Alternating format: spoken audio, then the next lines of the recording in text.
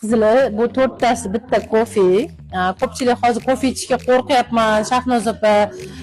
Kofedan ko'pchilik o'ylayapti ekan, kofemiz shunaqa yomon deb aytishadi, lekin bizani Ersak kompaniyasini kofesi naturalniy, to'rttasi bittada, buni ichida hech qanaqa kimyo qo'shilmagan, gripreshi, maringasi bor va undan tashqari toza eng qimmat narsalarni qo'shishadi. O'shaning uchun bizani kofelarimiz har doim ham ko'chalarda sotilmaydi, originali.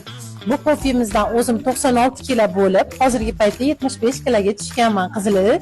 Bu kofeni tayyorlanishni aytib o'taman. Hech qachon qaynagan suvga tayyorlamaylik. Yana undan tashqari aytib o'tmoqchiman, bu aqlli kofe. Agar siz och qoringa ichsangiz ozdiradi, to'q qoringa ichsangiz esa semirtiradi. Ko'pchilik menga savol berishadi, Shahnoz opa, semirishga nima bor deb. Semirishga bizda обязательно Ersak kompaniyasini kofelari bor. Undan tashqari ozmoqchi bo'lgan insonlarimizga ham juda ham kerakli mahsulotimiz. Qizlar, yana undan tashqari aytib o'taman, buni bemalol emizikli ayollarimiz, homilador ayollarimiz ham ichsa bo'ladi. Energiya beradi, kuch beradi va undan tashqari charchog'ingizni yo'q qilib beradi, uyqularingizni ochib, kayfiyatingizni juda ham zo'r qilib beradi.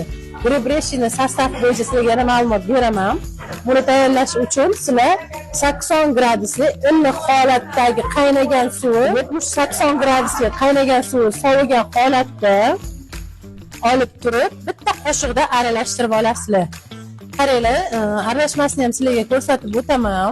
Mana ko'rib turganingizdek, bu to'rttasi bitta. Bunga shakar qo'shishinglar shart emas, o'zi shunaqa naturalniy, shirin, effekti bomba.